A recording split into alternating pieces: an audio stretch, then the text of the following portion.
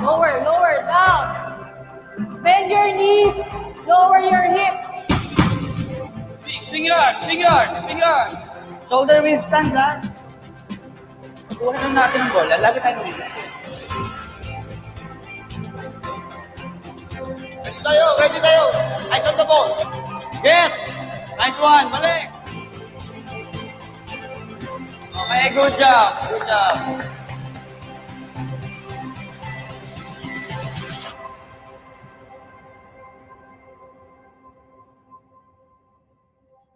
Chase for your dreams, shoot for the stars, though hard it may seem, no matter how far.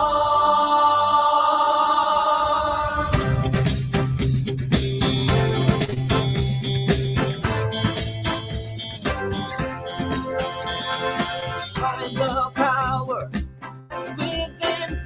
Here in Best Center, we teach the fundamentals and the basics. Lahat ng mga players na yan, nagsimula sa basics. Wala namang pinanganak na magaling na mag-volleyball. We can only be better if we are willing to learn. As an athlete, one of the most important qualities you need to have is being coachable. Listen to your coaches, listen to your teammates, and listen to the advice that people give you. You will face a lot of challenges along the way. You will struggle and you will begin to doubt yourself. But don't give up, it's just a test. Continue to work hard every day and stay determined to overcome those challenges.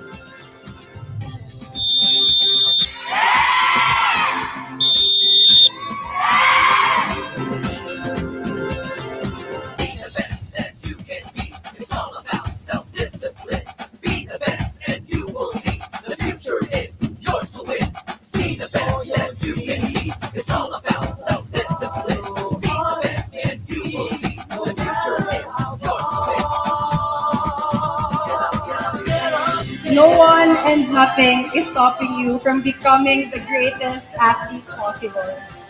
Dream big. Sky is not the limit. You are responsible for your own growth. You are writing your own story, and make sure it's something you will be proud of. Someday you will reach your goals. Believe in that and work on that every day.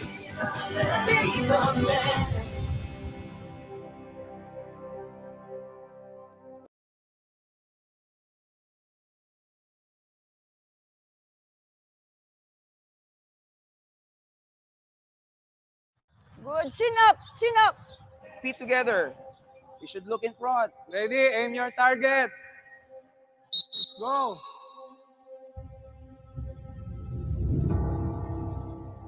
Bounce fast. Right foot forward. Follow through, hey. Step forward. Ball below the knees. Back straight. Big. Next the ball. Right. Chest pass, ha? Short pass. Rather flip. Triple threat. You play as a team. This is a team effort. O, kaya na natin? Okay, let's do it one more time. Go!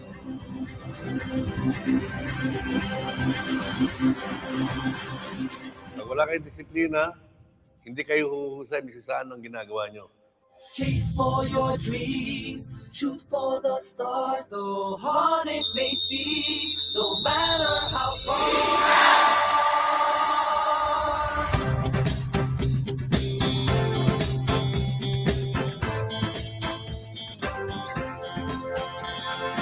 Find the power that's within, it's inside you, let it out until the end. From the start, trust yourself and just believe. Get up when you fall. Be better than the rest. Stand up and walk tall. Show them how to be the best. Be the best, be the best. Be the best, be the best. Be the best, be the best. Be the best, be the best. Sa amin dito sa BEST, ituturo lang namin sa inyo ano ang dapat nyong gawin. Binibigyan namin kayo assignment para humusay kayo. Lahat na magagawa nyo. Kailangan lang practice. Disiplina. Be the best that you can be. It's all about self-discipline. Be the best and you will see. The future is yours to win. Be the best that you can be. It's all about self-discipline. Be the best and you will see. The future is yours to win. Get up, get up when you fall. Be better than the rest. Stand up, and walk tall. Show them how to be the best. Be the best.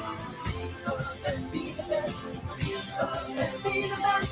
Be the best. Be the best.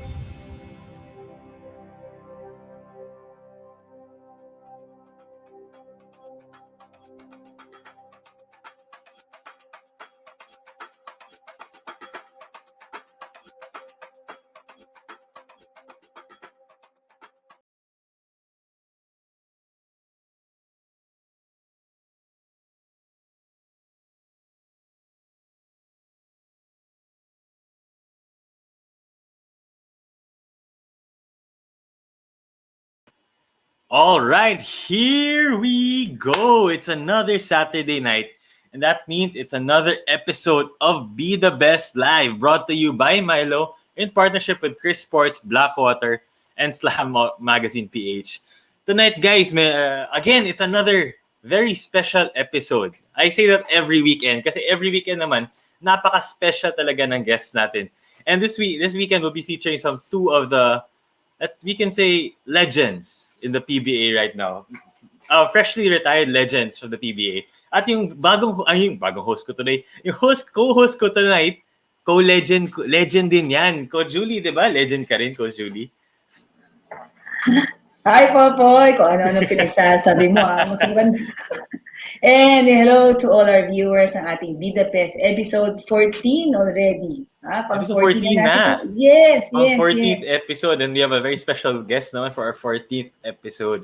Pero Julie, before we start, we'd like to invite everyone viewing tonight to the videos we showed earlier, the Best Center Volleyball Clinic and the Best Center Basketball Clinic.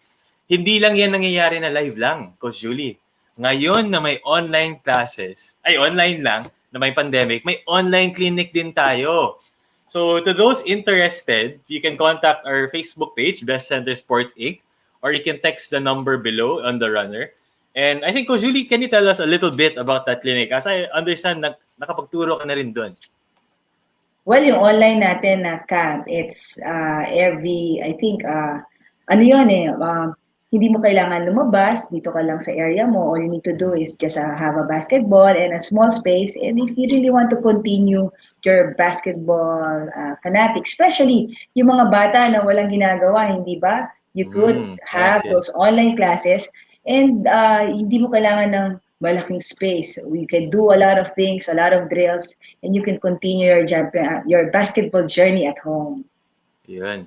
So, if you guys are interested in joining our clinic, so again, message our page, contact the number below, and we'll be glad to address your questions and queries there. Anyways, Coach Julie, let's go straight to the point. Episode natin tonight, may dalawang, again, freshly retired lang, mga 1 or 2 years ago lang, pero napaka-husay ng career sila, Coach Julie. From grade school pa lang to the collegiate, to the pro ranks, champion sila, Coach Julie. Dapat pala pangalan natin tonight, Champions episode, Coach Julie. Multi-titled yung Multi-titled yung kasama ang guest side. Anyways, Coach Julie, ikaw muna mag-introduce ng first guest natin. Well, yung first guest natin, of course, they played together in Xavier. Champion team siya nung grade school and high school. They played for SBP and Passerelle. And then in college, they both played in LaSalle. And they played for juniors PBL, PBL, lahat ng mga nag-champion sila doon. And of course, he was drafted in PBA for Coca-Cola back year 2006 and ended up with Meralco Bulls noong 2017. He got retired. Another graduate of Best Center. Let's all welcome the ninja itself, Joseph Yo. Welcome Joseph to the show. Hi, good evening. Hi, Joseph. Hi, Coach. Hindi natin kailangan maging formal dito, ha? Chill lang tayo dito. Chill lang tayo dito. Yan. Anyways, let's introduce our next guest naman, Coach Julie. Again, na-mention nga ni Coach Julie na teammate ni Joseph to sa grade school. Sa Xavier, he played for the Xavier School San Juan for grade school and high school. And nung college naman, na teammate ulit ni Joseph sa Lasal. And went on to play for Harbor Center in the PBL and for Rain or Shine. For 12 years, Coach Julie, at nag-champion din siya dun sa Rain or Shine under Coach Yen Giao. And right now, he's currently the coach of the College of St. Benil Blazers. So let's welcome the one and only T.Y. Tang. Welcome, T.Y., to the show. Good evening. Thanks for having us here. Excited. Oh, Julie. Whew. Ako, excited talaga ako dito sa episode, ha? Grabe, viewers, nanonood kayo. Si TY, champion, grade school, high school, college, hanggang pro PBA, champion. Si Joseph din, grade school, high school, college, PBA, naging champion. Si Coach Julie rin, alam niyo ba, 6 feet yan ng NU Women's Basketball. Champion din yan. So, hiyang-hiya naman ako, na-champion ko lang dito, si Bulang, Coach Julie. Pwede, okay lang yun. Ayun. Anyway, pero lahat ng champions naman may pinaggalingan. So let's start with the origin stories. Let's start with TY na lang. TY, gusto malaman ng audience natin. Where did you start to play basketball? How were you introduced to the sport of basketball? Yung unang basketball experience ko talaga is when I was still a kid, no, mga about 4 years old. Ang kalaro ko niyan is normally yung brother ko, tapos sometimes yung mga swimming mates ko, before or after swimming, magbabasketball muna kami. And then, doon ko nakahiligan. Eventually, yung older brother ko kasi, 4 years older than me, siya yung naging part ng varsity team. Siya yung naging part ng SBP. And I think before siya nag-SBP, he had to join the Milo program, the best center, at that point in time sa Ateneo Gym, Ateneo College Courts yata yun. And since nandun na rin yung kapatid ko, sinama na ako ng parents ko to join every Saturdays doon 1 to 4 p.m. Doon ako nag-start na nagkaroon ng formal training with the game. So, I was, I think, 7 years old back then, and I started with level 1. Yan, puro dribble lang ng dribble, walang katapusan mag-dribble. But, eventually, it did me good. Kasi nga, sa height kong ito, sa physique kong ito, kailangan ko talaga mag-dribble para makatulong sa career na to. So, yan talaga yung nag-start sa akin ng basketball career ko. My first time out was when I was 7 years old, at the Ateneo College covered courts. And then from then on, nagtuloy-tuloy na ako. Sumasama na ako lagi sa kapatid ko pag nag-enroll siya, pag may games siya sa every Sundays. At that time sa CSA, Colegio San Agustin, sumasama ako para manood ng mga games na yon. Doon din ako naka-experience talaga ng unang Milo drink ko. Masarap. Galing sa truck pa yan. Galing sa truck. Oo, fresh yes, na fresh. Malamig na malamig pa. Iba yan. Ibang talaga. Apat ako niyan. Anyway, Coach Julie, nabanggit ni TY, nag-swimming ka dati. Tama ba? Yes. Yun ang first sport niya. Yun ang first sport mo. What made you decide to switch full-time na from galing ka swimming na individual sport na I'm sure you started there, you had so much fun there, tapos biglang nag-basketball ka. What made you switch to that? At that time, when I was swimming kasi, I really started early. My parents started me at 6 months old to learn how to swim sa Bert Losada program back then. So at 6 months old, tinapon nila ako just to learn how to survive and keep myself afloat doon sa tubig. No? My parents, hindi kasi sila pareho marunong mag-swimming. So yun talaga yung main goal nila para sa aming magkakapatid na matuto mag-swimming. But after yung first few lessons ko, ako yung nakita ni Coach Bert kasi na may potential. So from then on, tinuloy na ako ng parents ko all the way till nagkamalay ako, mga 2-3 years old ako. Alam ko na yung mga strokes eh. Hindi ko pa nga alam ano yung tawag. Alam ko na paano gawin. So yun, tuloy-tuloy na ako nag-swimming. naging seryoso up until around 7, 8 years old.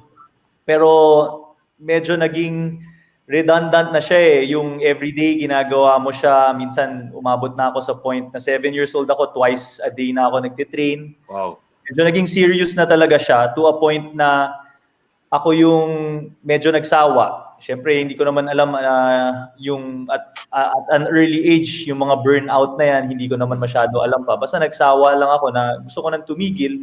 At the same time, yung dinala ako sa best center at na-feel ko yung marami akong kalaro. Diba? It's a team game, may kausap ka, may kalaro ka compared to swimming na you're basically so disciplined only to beat your own time. Mas mentally tougher siya yung dating niya, and I think at an early age mas gusto ko pa, andun pa yung childhood yung energy ko, gusto ko pa ng kalaro. So yun yung nag-gift sa akin talaga, yun yung nagbigay sa akin ng encouragement and ng idea na gusto ko na mag-basketball and stop my swimming. I see. That's interesting. It's a very interesting nung bata ka pa lang na ganun na yung naisip mo at nag-transition to basketball. Kay Joseph naman. Joseph, how were you introduced to basketball? What was your first experiences with the sport? Well, sa akin, actually, basically, ngayon ko rin nakita yung narinig yung story no kay TY para siya nag-start. Basically, same, parang pareho kami. Kasi may brother,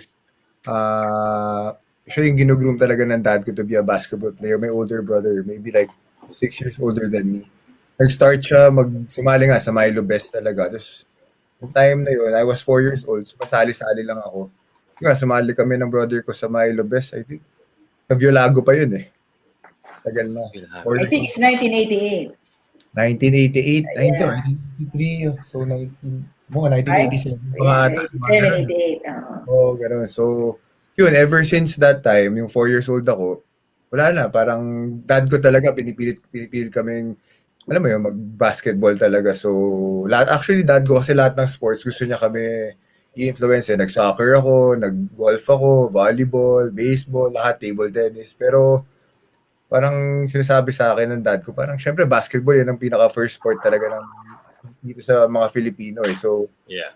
Doon ako nag-concentrate talaga. Kasi dati nung elementary ako, naalala ko, lahat ng varsity na pwede sinalihan ko eh. Pero, pagdating ng grade 3 ako, yun nga, nag-start ako SBP. Parang I have to choose kung ano lang yung... Siyempre, kailangan isa lang talaga, di ba? Parang hirap na rin i-balance yung sa academic siya sa practices. So, yun nga, pinili ko basketball kasi yun talaga yung first love ko naman eh. So, yun. So, basically yung story nung kay TY, parang ngayon ko lang nalaman na ano. Kasi actually, brother ni TY, naging teammate ko pa yan eh. Talaga? Oo, mas nauna ko pa naging teammate yun kaysa kay TY. Sino mas magaling? Yan ang tanong. Actually, alam mo, I'm sure si Terence tayo dati, ano yan eh. Pareho rin kami ni TY. Siyempre, dati, mas magaling mga kapatid namin. Pero siyempre, nung eventually, naabutan namin yung height nila, wala na sila sinabi sa amin. Yun. Siyempre, diba? Tsaka, nangyari kasi sa kapatid ko, ano rin eh. Yeah, unlike kami ni TY, talagang inake talaga namin yung basketball seriously eh. Yung brother ko, yeah, for a time, pero eventually, feeling ko nagsawa eh, yung brother ko. Hindi ko alam parang hindi siya masyadong naging seryoso. Kami ni TY talagang, alam mo yun, parang hindi mo na maalis yung basketball sa amin. Imagine. Nagtuloy-tuloy, no? Nagtuloy-tuloy. Sabi ko nga lagi sa mga people, I started grade 3 varsity na ako, SBP. Hanggang natapos ako 2017, basketball lang ginagawa ko. So, parang basically, ilang years yun. Parang almost 30 years of my sa buhay ko, puro basketball talaga. So, yun talaga. So, yun talaga yung nag-start sa akin. Milo Best talaga sa Violago. Alala ko yun, level 1 pa lang yun. Yung mga basketball court dun, pag 4 years old ka, yung maiksi pa. Mini-goal, mini-goal. Pero hanggang ngayon, ganun pa rin ba? May mini-goal pa rin, yes. Ganun pa rin. At may mini-ball. Kaya maabot yung tira, di ba? 4 years old, di ba? Yes. So, basically, yun yung talaga nag-start ng basketball, ano ko. Yung interest ko sa basketball. Napaka-iconic pala ng Violago gym na yan. Kailangan kong bibisitahin. Wala nang Violago gym ngayon. Violago gym. It was converted already. Okay, at malaki yun, malaking court yun, as in maluwang. Lahat ng guests natin, Coach Julie, Villago Gym palaging That's the binabanggit. start. Yes, that's the Ayan. start. So, yung Ateneo covered course, lately na lang yan eh. Pinakauna, Violando talaga eh. Naalala ko. So, Tapos nag-champion kayong dalawa sa SBP, tama ba? Pero hindi kayo teammates. Tama Well, ba? Hindi kayo nag-coincide sa SBP. si TY kasi, di ba grade, 1 year younger sa akin si TY eh. Mhm. Tapos si TY, ang pagkakaalam ko, first sport talaga niya swimming eh. Parang known si TY sa magaling mag-swimming eh. Tapos si TY kasi dati, sobrang liit lang yan eh. Kumbaga, di ba, maliit siya. Ngayon, pero dati, kunyari sa 15 kaming SBP, siya talaga pinakamaliit. Ewan ko tayo, tama ba? Para naalala ko, maliit talaga siya eh. Yes, maliit talaga ako. Hindi ako malaki talaga dati. Late na nga yung growth spurt ko, lumaki na ako pero maliit pa rin ako. Yung brother niya mas matangkad sa kanya eh. Tapos sa akin naman sa brother ko, baligtad. Parang ako yung mas tumangkad sa brother ko. Kaya So Coach Popoy, alam mo ba na si TY Tang at si Joseph Yo, alamin natin kung ano yung mga awards nila na nakuha. Wow. Meron silang mga awards na nakuha sa Best Center. So siguro ikwento naman ni TY kung ano yung experience mo o kung ano yung nakuha mong award nung nag-enroll ka sa Best Center. Ako yung isang naaalala kong award na nakuha ko sa Best Center talaga na hindi ko makakalimutan is yung sa level 2, naka-yellow t-shirt, yellow uniform kami. Ako yung na-award ng Best in Jump Shot. Wow. Yun. Best in jump shot. For you to be able to do that best in jump shot, kailangan meron kang balance and elevation. Hang time. So nung bata pa lang, ganda na ng stroke ni TY. Ganun ba, Coach Julie? Yun yung... tsaka sabi mo nga, TY has been a small doon palagi sa bash niya. So kung pag dumarive siya, sigurado ko, alalaki, maaaring madali siyang isupalpalit ng mga kalaban niya. So natutunan niya at an early age how to make a shot na before na dumating yung mga bantay niya. So siya yung nabigyan ng best in jump shot. Diba? So natapos ni TY ang hanggang level 3. Level 3. Kasi after nung level 3, pumasok na kami ng SBP noon eh. So, yung Saturdays and Sundays, tuloy-tuloy na yung mga games, di ba? So, yung time management nga, sabi nga ni Joseph kanina, being a student athlete, kailangan rin talaga natin i-prioritize yung mga bagay na dapat natin i-prioritize. And si Joseph naman, hanggang anong level? At saka ano yung iyong award na nakuha? Bago pa ako nagsumali ng SBP nung grade 3 ako. Actually, kaya nga ako nasali ng SBP dahil kay Mrs. Jorge, naalala ko eh. Kasi before SBP, parang di ba, SBP kailangan may bata dyan eh, di ba? Grade 3 hanggang grade 6. Kailangan may salimpusang grade 3 dyan eh, di ba? Dapat tayo tama ba? Ganun dati, di ba? May format eh. Meron siyang ilang participants na kailangan 11 years old, ilan 10, ilan 9. So, I think kung di ako nagkakamali, 9 years old yata. Yes, that's the reason why. Kasi gusto talagang development ng mga kids ang ginawa ni Coach Nick. Gusto niya hindi lang at a young age ay ma-involve ka na sa isang team setup na nag-i-enjoy ka at learning ka the fundamentals, of course. Actually, ngayon, mas TY, mas balance na. 5 each grade. Kung na may 5 9-year-old player, 5 10-year-old players, and tsaka 5 11. So, baka mas... So, talaga maghanap ka ng mga bata. Mga bata. You're forced to look. Tsaka maganda kasi hindi napipilitan maging saling pusa. Kasi yung dati, 2 lang.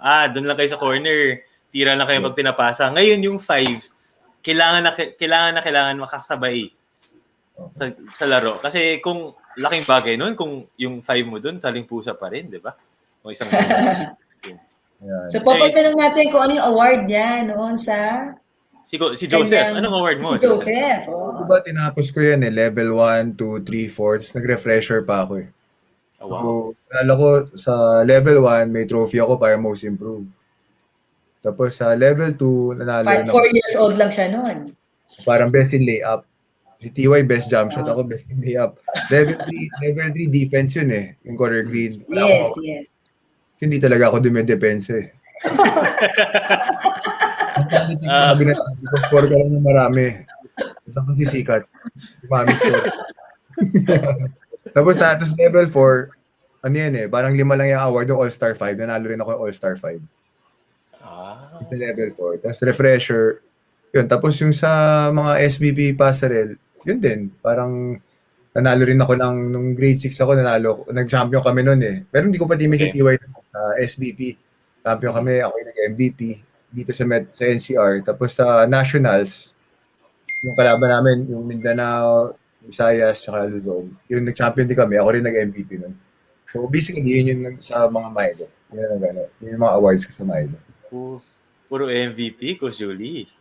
Ikaw naman, Before we move forward, kasi binanggit ni Joseph, hindi ba? Hanggang level 4 lang, tapos refresher. Pero ngayon, hanggang level 6 na tayo. So, tinanggalan natin yung refresher. Meron na tayong level 5 and level 6. So, ano ginagawa sa level?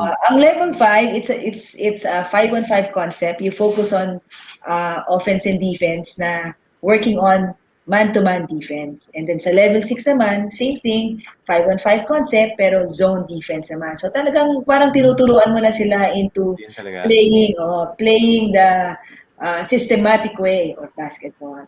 Wow, okay. Ganda.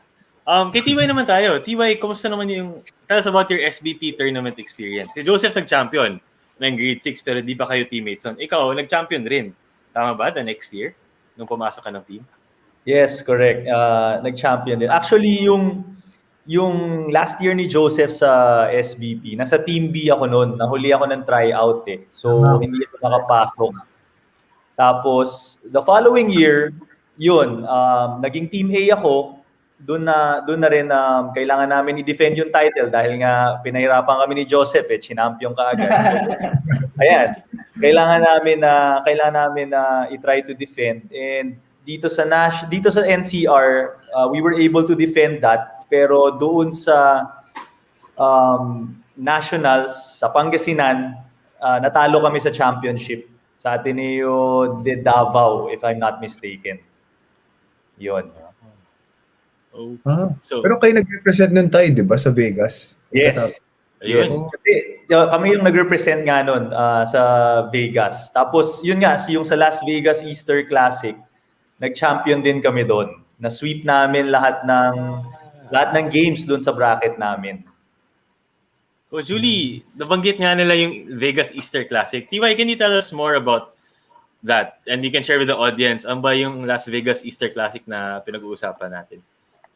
Sobrang gandang experience na ibinigay sa amin yun ng best center, no, na to be able at a very very young age to experience, to go out of town, to compete with the different people. You can say different communities yan eh. We don't know what kind of competitive level they are in or what kind of game culture they have.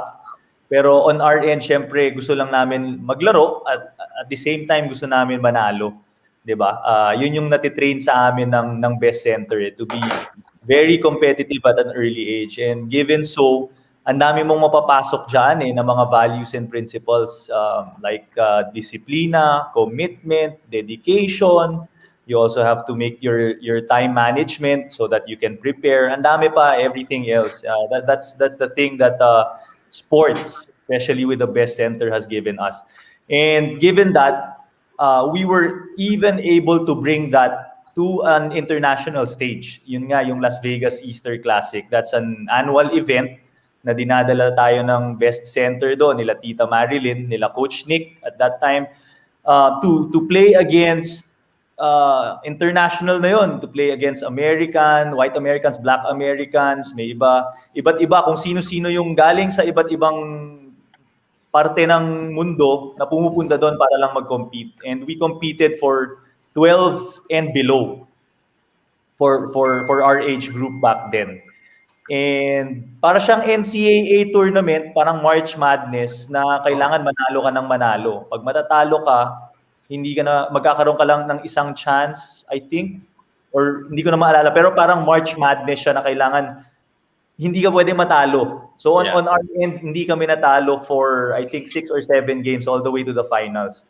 Pahirap yung kalaban namin up to a point na umabot kami, kalaban namin mga Black Americans na rin, which you can say na talagang gifted, talented, more athletic than sa amin. Yung physique ng katawan nila, although naturally they're within our age group, pero makikita mo malakas na talaga, malaki na yung speed nila at a different level for our age group. Alam rin ni Joseph yan kasi sabay rin kami na nandoon. It's just that I think sa selection team siya naglaro at that time. The older, yeah. So magkasama kayong dalawa. So, iba lang teams ba, Coach Julie, pinapadala natin usually sa Vegas Classic? Sa time nyo, tatlo. Tama ba? Tatlong team kayo? Yes, I think they have 11 under, 13, tama ba? 13 under and 14 under. So yung batch nilang dalawa, no 1997, they have 3 divisions.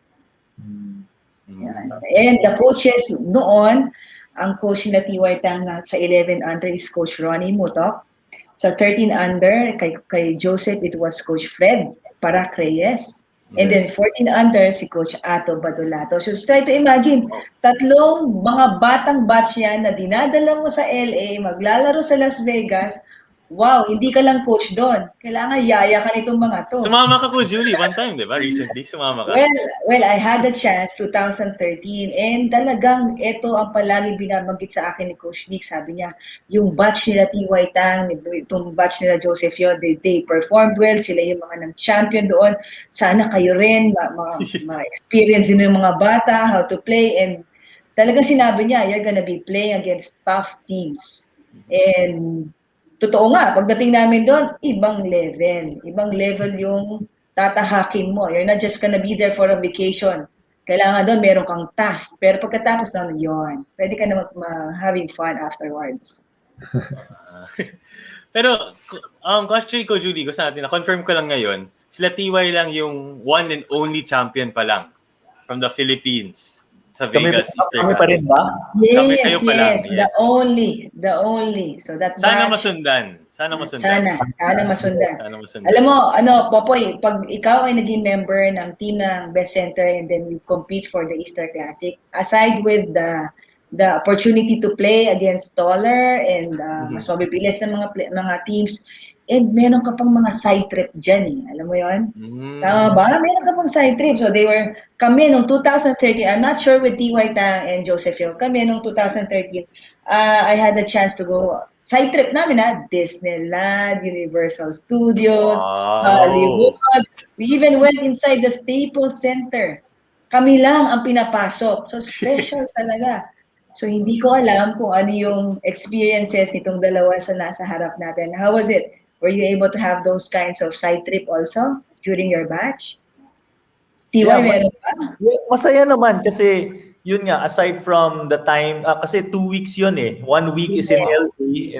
Yan yung parang pre-tournament. There's gonna be some Phil-Am games, tune-up games na na-arrange nila Coach Nick at that time para makalaro muna sa amin. And then yung tournament proper talaga sa Las Vegas. So there are times wherein yun nga, you have free time to go to Disneyland, Universal Studios, and at that time 11, 12 years old kami, 'di ba? Tapos magkakasama kami, buong team, ang saya-saya, pupunta ka doon. Yung parang talagang future na gusto nyo eh, yun yung hinahanap nyo at that time. So para sa amin, talagang dream come true na yon na magkakasama kami, pumunta ng Disneyland, sama-sama kami sa isang ride.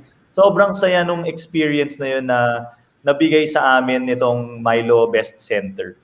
Malaking ano talaga. I'm personally grateful. I'm sure I can speak in behalf of Joseph to be thankful to Milo, to Tita Marilyn, to Coach Nick, and Monica also for bringing us, the Jorge family, for bringing us and giving us this experience really early on in our lives, and that molded us to become who we are today. It's a step-by-step process, but namulat kami sa mga experience na to at a very, very young age, which we are very fortunate enough. Tama. Actually, yun yung gusto kong tanongin next. Pagbalik nyo ba ng Pinas, ano nang parang siguro naman pagdating nyo ng Pinas, kalaro nyo mga age group nyo, parang wala na lang. Ay, nakalaban ko na yung mga Black Americans, White Americans, I played against the world. Pero pagdating nyo ng Pinas, nagbago ba yung laro nyo? Parang naging madali na lang ba yung Philippine basketball nun? Dahil sa trip na to? Or nakitulong naman? We Well, can start with ako, Joseph. ako sa akin, naalala ko, pagkaalala ko nun, yung confidence namin talaga tumaas eh. Kasi syempre, makalaro mo naman ng time na yun, mga may mga 6'3", 6'4", 6'5" na lang mga Wow. bata. Diba? So, talagang ano, di ba? Ngayon, nung time na yun, di ba? Para maka-lay up ka lang sa mga 6-footer dati nung bata kami, parang it's a achievement eh, naman ganun. So, parang, ano eh, pagbalik dito, syempre, mas maliliit, di ba? Hindi naman necessary na, alam mo mas magagaling yung mga negro doon, di ba? Pero, syempre, yung height-wise, malaking factor talaga sa basketball yan, di ba? So, yun lang, narang na, yung confidence namin, parang mas tumapang yung, ewan ko ako personally sa akin, mas tumapang yung laro ko. Kasi nakita ko, kung mga negro ka, nadadrivean ko, ng mga malalaki. Paano ba dito, di ba? Mga Filipino, syempre, iba yung build na Filipino, iba yung build ng Amerikano eh. So, iba talaga, parang yung experience na yun ay malaking bagay talaga kasi diba, kahit sino naman gusto makalaro yung mga ganong klaseng level pero wala namang kaya mag-organize ng ganong klaseng tournament, di ba? Kaya sabi nga ni TY, di ba, very thankful kami kanila Miss Jorge, kay Mr. Jorge, kay Coach Nick, di ba? So, yun talaga, parang marami talaga akong mga lahat ng mga early na nag-start mag-basketball at mga ganong age, same na ni TY, I'm sure lahat yan nag-start sa Milo. Lahat nag-SBP yan. So, yun lang. Kaya malaki lahat kami, mga nagsimula na maaga. Very thankful kami, di ba? Sa Milo, actually sa SBP, yung SBP Pastoral. Doon talaga lahat nag-start.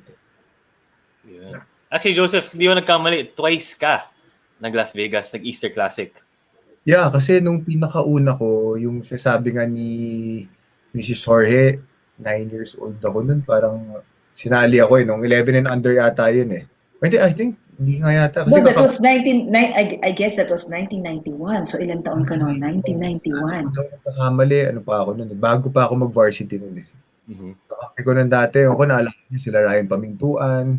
Kasi mga nag-player din dati yun. Baka hindi nyo na naalala. So, yun lang. Yun yung brother ko yung ano talaga nun. Brother ko yung sumali doon, di ba? Tapos ako, siningit lang ako. Sige, sama na to. Saling pusa lang ako. Alam mo, pinapalaro lang ako. Padulo, kunyari tambak na kami, o kaya tambak na yung palaroin natin to pag nakashoot, di ba? So, yun yung parang. Pero yung first na experience ko na yun, parang hindi ko masyado ma-remember, sobrang bata pa ako. Bata pa. Yun.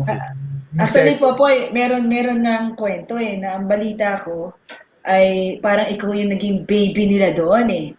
Sa sobrang bata niya, talagang binubuhat siya ng mga teammates niya. O kayo naman, pag magbo-walking sila o pag magpupunta kung saan-saan, para pag pagod na si Joseph, bubuhatin daw, tapos pasa naman. Totoo, kasi talaga, malayo talaga age gap eh. Ako parang 9 years old ako, yung mga kakampi ko yata nun, doon nagkakamali, mga 14, 15 years old. Oh, wow. Okay. So, malayo yung age gap. Kaya sabi ni Mrs. Jorge, para ako yung baby talaga nun. Naalala ko. And for the record, Popoy, ang coach niya noon, back then, yung umpisa siya, is si Ma'am Monica Jorge. Talaga? Anak ni Coach Monica. Nick. Oo. So, kay Coach Monica, nagulat ako. Akala mo si Coach Nick, sabi Monica. Kaya, naalala ko siya talaga.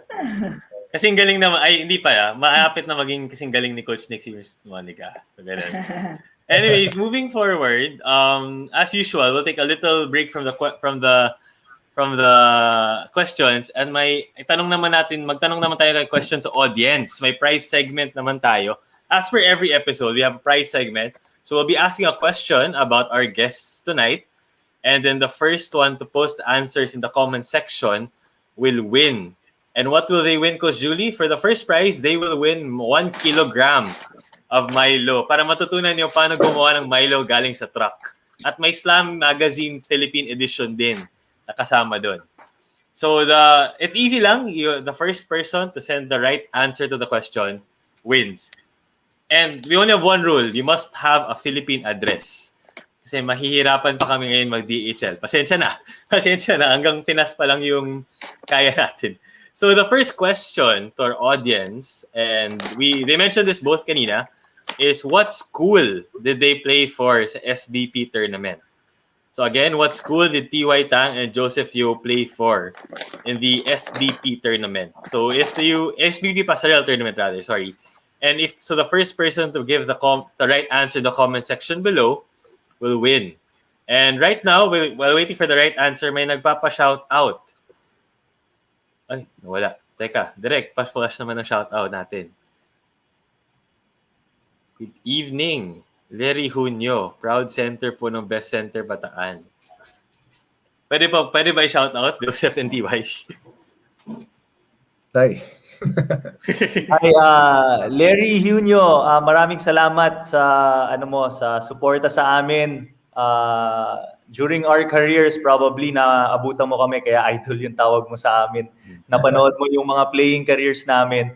Maraming salamat sa support and hopefully good luck sa'yo sa career mo. Whether it's basketball or whatever endeavor you are in, what's important is you give your best all the time. Be the best nga, di ba? And then, ito first commenter natin today, Coach Julie to. Pero nagpa-shoutout sa iyo, Joseph.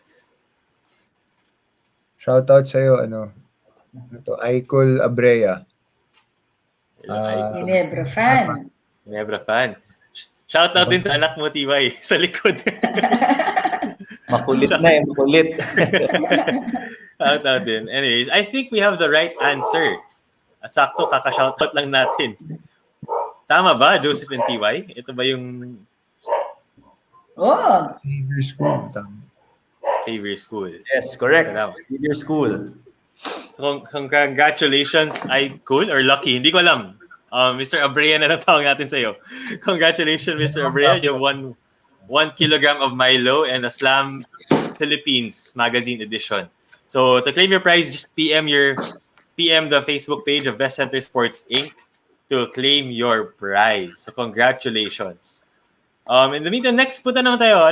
Tawid tayo. After high school, grade school, high school, syempre college naman yung itatanong natin. And you guys both had a very storied college career with LaSalle.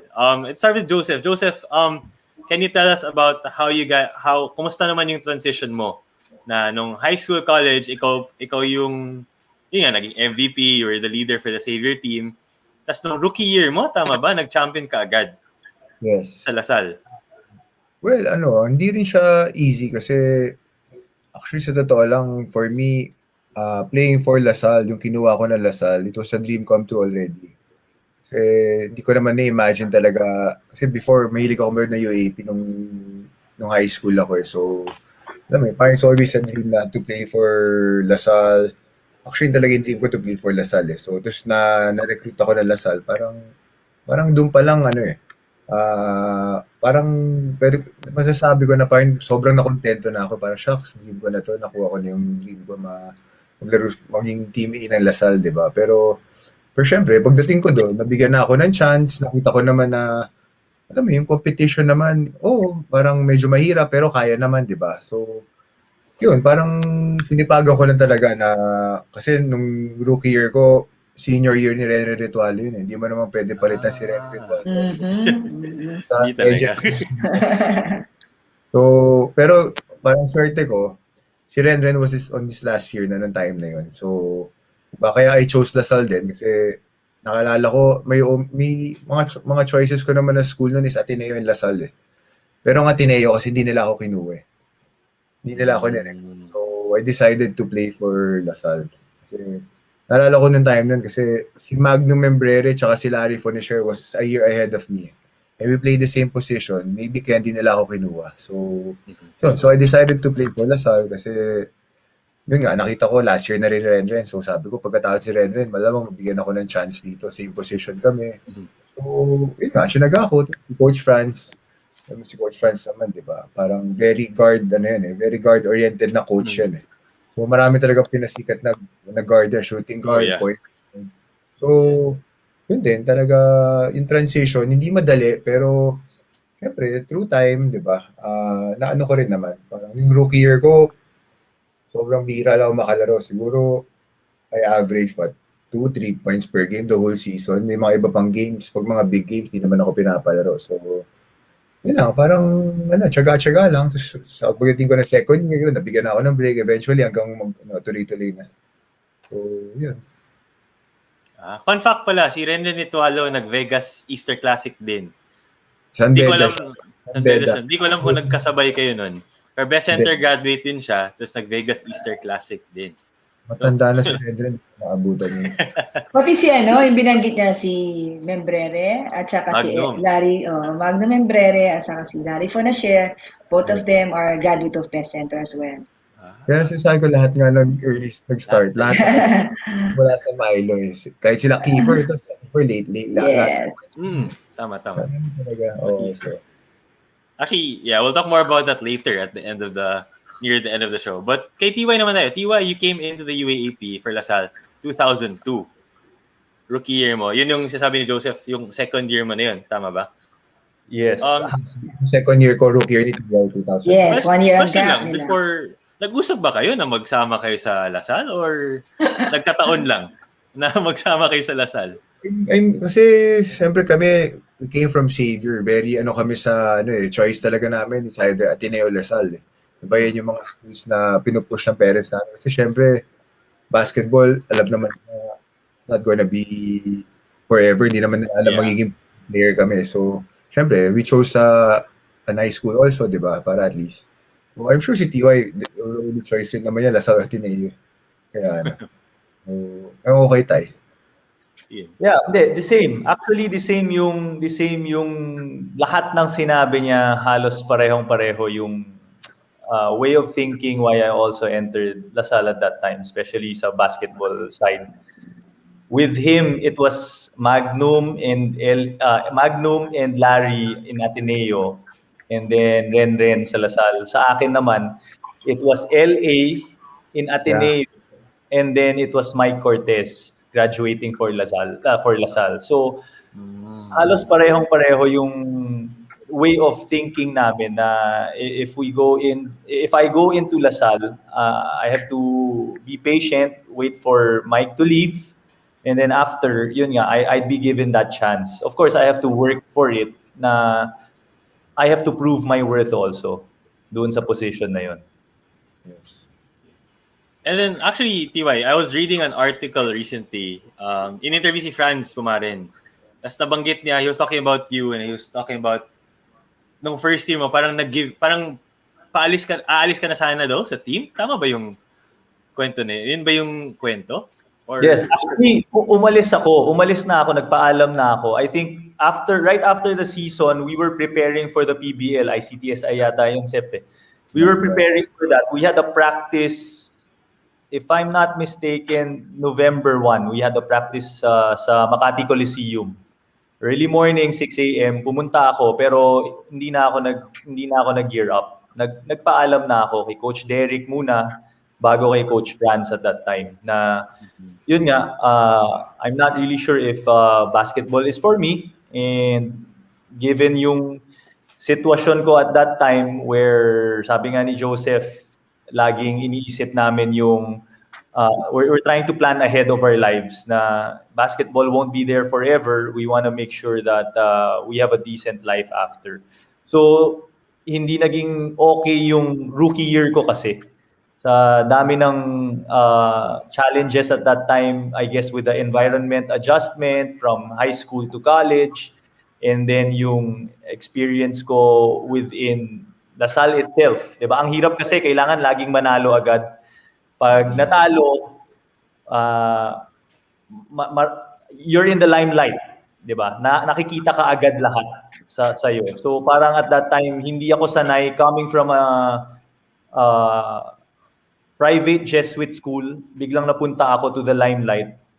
Hindi ako sanay that way. So nagpaalam ako kay coach, and then pinayagan naman ako. But then after that, yun nga, it was really my dad who pushed me to come back, to go back and play. At that time, talagang, to be straightforward, pinahirapan din niya ako eh. Hiningi niya sa akin yung schedule ko, At anong schedule mo sa school, after nyan, uwi ka, mag-aral ka, magbuklat ka ng libro, sabi mo, gusto mo mag-aral, o sige, mag-aral ka. Ito yung buong oras, pagkatapos mo mag-eskwela, pag uwi mo, yan, ang dami mong oras ngayon, mag-aral ka, lahat ng libro, ilang kailangan mo libro, anong gusto mo libro, lahat yan, basahin mo. Wala kang ibang gagawin kung hindi yan. So, yun, true enough, after 3 months, ako rin yung hindi kumaya na ano ba talaga, ito ba talaga gagawin ko buong buhay, parang ganun. Alam ko naman na sa sarili ko, nandyan pa rin naman yung love ko for the sport. At that time siguro na ano lang na nahirapan lang ako to adjust to a college level, to a college environment where I felt at that time was serious work for me. So, given the situation wherein, my dad's very supportive of us, lumaki kaming ibinigay naman niya lahat, provide niya sa amin lahat ng makakaya niya to give us a very comfortable life, no? So, with that said, siguro doon ko na-realize na hindi ko pa talaga naramdaman ano yung hirap sa buhay. It was only that time wherein I really felt na ito pala yun. And so my dad just pushed me to go back and, wala namang problema, sabi niya, wala naman daw problema sa kanya na mag-quit ako kung ayaw ko na talaga maglaro ng basketball. Tatanggapin naman niya yon. But right now, hindi lang niya matanggap because he can see something in me. He knows there's something in me. And I just have to prove my worth first. After proving my worth, kung ayaw mo na mag-grow at ayaw mo na tapusin yung college basketball mo, walang problema. Pero gusto ko lang ilabas mo muna kung ano yung meron ka.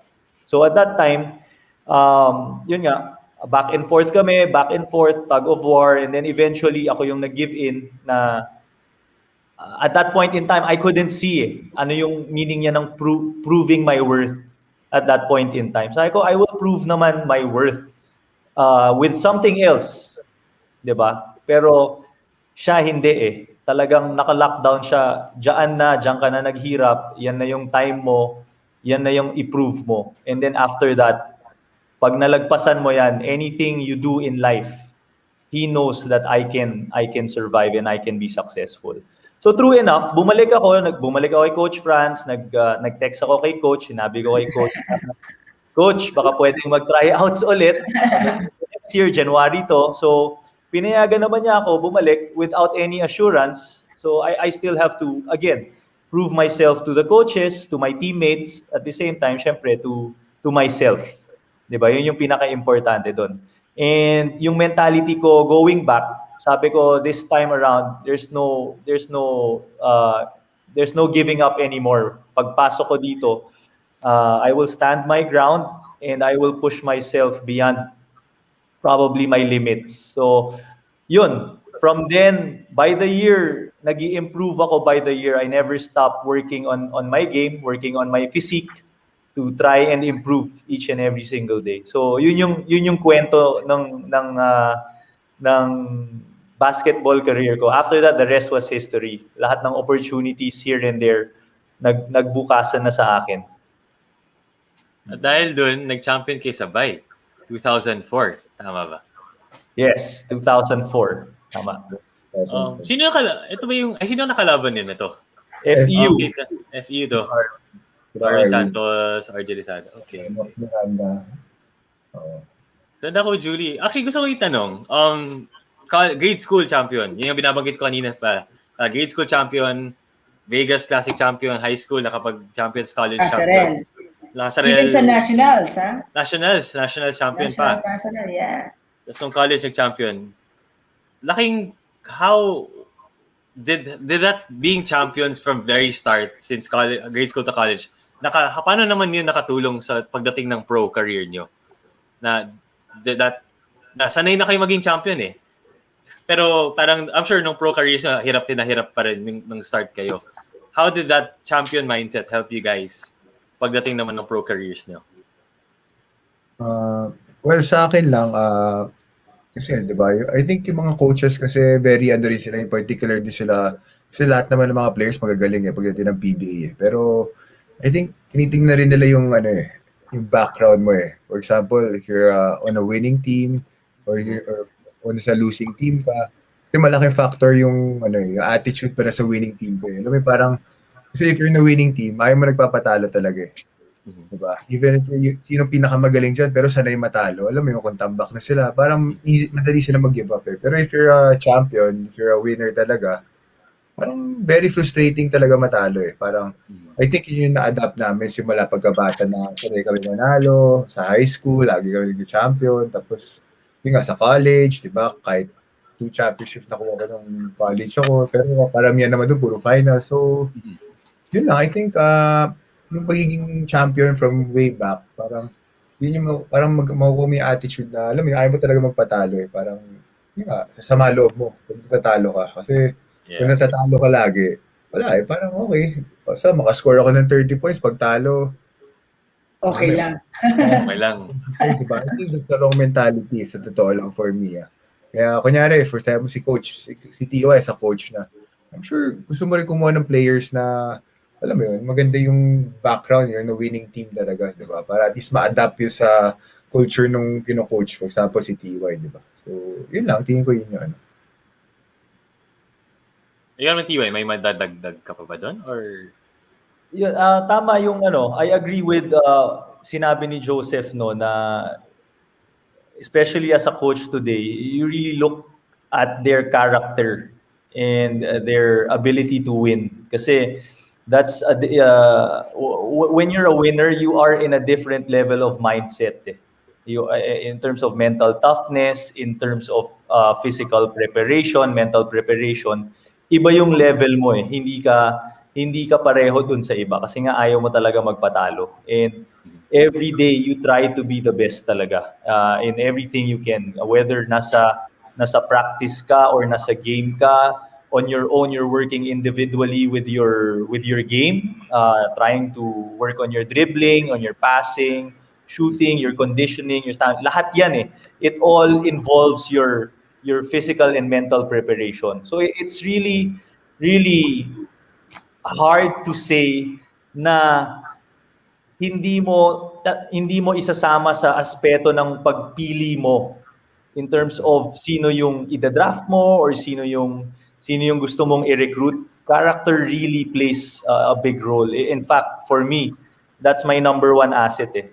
Di bali ng talent, pero unahin ko muna yung character. Winner ka ba by hook or by crook? Meaning ng winner ka, okay lang ba sa'yo na kahit hindi kita magamit, basta manalo tayo, masaya tayo lahat. That's part of it eh. That's part of a winning character and a winning attitude. But what's important is every time you go inside the court, you are able to contribute. Whether it's just one steal, whether it's just one stop, kahit ano man yun eh. As long as you are able to contribute for a win. Yan ang pinaka mahalaga sa isang player para sa akin. That's easier also for me as a coach to be able to bring a team together to one direction. Kasi kung meron nga akong sobrang talented na player, kaso sobrang laki naman ng ulo na hindi ko rin naman makontrol, it's just gonna drag us down.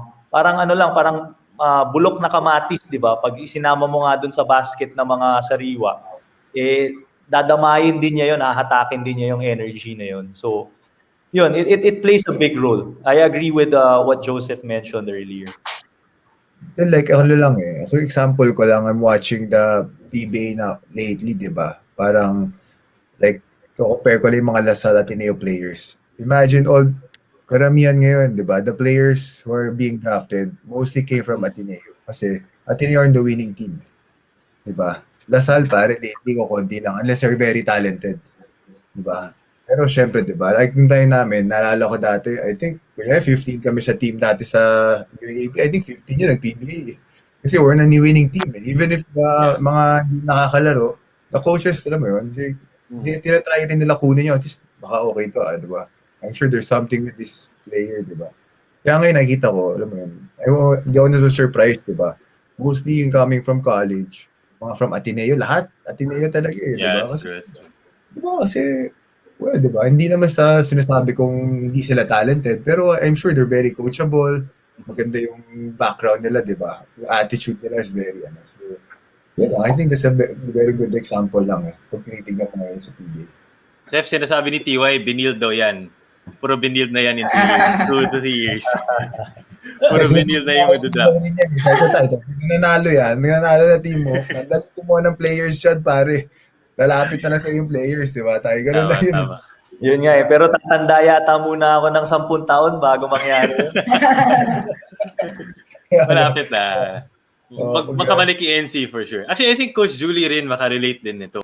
Ano lang naman si Coach Julie, 6 feet undefeated ng NU Women's. Ito ko siya, dahil gumawa ng players, bayan mo yun. Well, ako, nag-umpisa rin naman kami na walang pumupunta doon sa team namin. But later on, you just have to lift the level of game. Kailangan taasan mo talaga yung expectations mo. And to be able to do that, yung mga materials mo as well, kailangan pulido. And para mapunta ka doon, sa gusto mong maging champion caliber, kailangan pare-parehas kayo ng the same page, hindi ba? Sabi nyo nga, MVP kayo nung high school ninyo, nung grade school ninyo, pero pagdating ng college, ibang usapan na to Hindi ka na MVP. You have to make your own name. And kailangan pare-parehas kayo na willing to sacrifice for the betterment of the team. I think that's one thing para maging maganda yung culture ninyo to be successful. And I think still, experience is the best teacher Kahit anong sabihin mo Kung sanay ka ng ganun na laro, pagdating ng mga crucial games, alam mo na kung anong pakiramdam. Pati sa practice, kung sanay kayong nagko-compete with each other, it becomes healthier and easier to win games pagdating sa championship. Or aabot sa finals at least. Coach Julie, nag-agree yung sa comment section natin, no? Ikaw daw yung real GOAT. Thank you, Alexander. Tama yan. Real GOAT si Coach Julie. In the meantime, we'll take a little question and answer break naman. So we have another prize. Marami tayong prize na ipapabigay dito sa BIDA Best Live. Pa. At yung second naman is from our friends at Chris Sports. Maganda to, baka magustuhan nyo rin Baka gusto Iron nyo to. Gym Abs Straps. Alam ko may abs na kayo, pero baka may mas gusto nyo. So thanks to our friends at Chris Sports. We're giving away Iron Gym Abs Straps and again a Slam Philippine Magazine edition. For the person to first answer give the right answer to this question. Where did T.Y. Tang and Joseph Yeo play college? Madali lang to. Where did Joseph Yeo and T.Y. Tang play college basketball?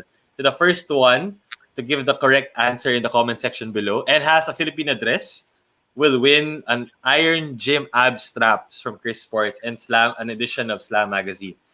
And then, by the meantime, we want to flash one question. Nakita akong question dito. Ito from Julian Lapid for Joseph Yeo. Who was your greatest influence daw in playing hoops? Well, my dad talaga. Siya talaga. From the very start until the end, siya yung kung hindi dahil sa kanya, I'm sure, hindi naman ako nag-basketball. Kasi dati hate na hate ko mag-basketball nung bata ako Pero yun nga, nung pinush niya ako, wala na, hindi na niya ako mapigilan. Kumbaga, paminsan ayaw na niya ako mag-basketball, hindi na niya ako mapigilan. So, yun, basically dad ko talaga. Yeah. I think we can throw this to TY also. Ikaw naman TY, dad, same ba? Ako, eventually, naging, early on, syempre, hindi naman, for me, hindi pa dad ko, kasi early on, swimmer ako diba, before I shifted to basketball. And yung shift ko na yun, it wasn't really my dad who pursued me or who pushed me to play basketball. So, early on, it was not, ang idol ko talaga noon, si Michael Jordan Yun talaga pinapanood ko, tinatry ko gayahin, tinatry ko gawin lahat ng kaya ko. Ang hindi ko lang kaya gawin, tumalon So, hindi ko talaga magawa yung mga karamihan ng ginagawa niya. But he really was the inspiration for me to play the game. Yung ma-enjoy ko lang magawa yung mga gusto kong gawin sa basketball court. But later on, yun nga, after quitting nung early years sa college ko, rookie year sa college ko, and then moving forward sa pros, dinedicate ko na yung mga days ko of playing the game sa dad ko. Kasi nga, dun ko nakita yung support niya may not come in the right way or in the best way, but doon ko na-realize sa sarili ko na how much he was there for me. Yeah, to be frank, siya pa yung siya pa yung hindi nag-give up eh. Ako pa yung nag-give up sa sarili ko, 'di ba? So, siya yung talaga nagbigay ng push towards the end. Or not towards the end, but to start my limelight sa career ng basketball. Siya talaga yung nagtulak nun. So, siya na yung sa kanya na binibigay ko na sa kanya lahat nung kumbaga every game na nilalaro ko, ino-offer ko na yan sa kanya lagi. Ganda ko, Julie. Ilang masabi ko. And I think we have our winner.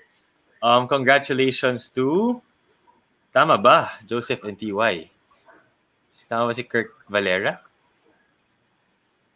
De La Salle Manila University. Yes, correct. De La Salle University lang yung talaga. Pero Manila, it's in Manila naman. De La Salle University lang. So congratulations, Kirk Valera. You won an Iron Gym Abs Strauss. Magkaka-abs ka na. Yes. Puputayin mo yung Instagram profile ni TY Tang, ganun makukuha mong abs daw. so Iron Gym Abs Strauss. So just PM the page and claim your prize then. So moving on forward, we will be having a side intermission, medyo intermission nito. So we were able to find some old photos of you guys. Don't worry, it's Facebook, Instagram ready naman yan. So pogi naman kayo dito. So ipa-flash natin na, and I want to ask you about these photos kung naalala niyo pa. So Direk, please show these photos. Okay matako, don't worry. Ano to? Approved by Mrs. Jorge, so okay lang yan. Ayun. Ano to? Third year ko to eh. 2003 to tayo eh. Ito yung tinalo natin yung Ateneo sa Final Four ng isang game, di ba? Wala tayong player nito eh. Puro rookie yung kasama natin, di ba? Yes. Tapos si Macmac Pilay. Naalala mo? Ang lang namin yan is kung hindi ako nagkakamali, 4 lang yata kayong, tatlo lang kayong junior na players. Ikaw si junior, saka si Macmac. Tapos all the rest were sophomores or rookie. Yan yung build-up ng team namin at that time. So, sa game na to, if I remember right, dito pumutok si Joseph ng 30 plus points eh. Yun, lalo na nung nag-iinit siya na yung hinahanap ko eh. Hanap lang ng hanap. Pare, sa yung pag-asa ng panalo natin, wala na iba. Bahala ka na, bitbitin mo na kami. Iway, nag-ninja moves ba? Yan yung time. Grabing ninja move, superhero moves. Dyan. May wala si Macmac nito rito. Nalala ko, di ba? Pilay si Macmac. Na-injure si Macmac, so hindi siya nakalaro. Final Four, first game, ano yan eh? Twice to beat sila. So, kailangan namin panalo ng dalawa. Yeah. Tapos Lasal Ateneo pa, which adds to the importance of the game. So next question, next picture, Direk. Ito naman. Ito, Hinebra ako. Ito, I played like 3 conferences with Hinebra din eh. Actually, it was fun to play for Hinebra talaga kasi parang marami ako tips sa puntahan. Pero pag nasa Hinebra ka, instant rockstar ka kagad dyan eh. Hinebra, diba? I played one good game. It's like playing for Lasal Ateneo. Play one good game. Pagpasok mo sa school, kilala ka kagad. Parang ganun sa Hinebra eh. So, it was fun playing for Hinebra. Parang naano ko talaga. Iba yung Iba yung crowd, ha? Parang na-miss yung mga crowd ng mga Ateneo Lasal. Pero when I play for Hinebra, parang ganun lagi ang crowd every time mga galaro ko. So, yan, fun yun. Sa'yo rin tayo na to. Next picture, Direk. Sino yung next natin? Yan! Yan yung photo to. Tayo, yan yung brother ko sa left. Diba? Ako yung bata. Yan yung 9 years old ako, 1991. Yung unang Vegas ko, tayo.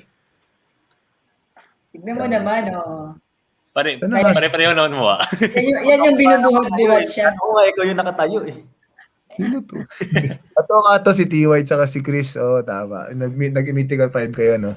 Sa Vegas. Sa Las Vegas yan, sa Easter Classic.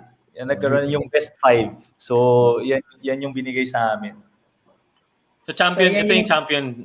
Yan yung experience nila. Oo. Ito yung first ni ni Joseph, 1991. Tignan mo, mascot ang itsura, no? Cute na cute. Tapos, cute na cute. Tapos ito, yung together with, diba? Yan yung mythical five niya. Together with Chris Chu. Yan. Last ng team na to dati, Coach Julia. Actually, hindi naman nabanggit kanina. There might have been a chance na may NBA player kayong nakalaro.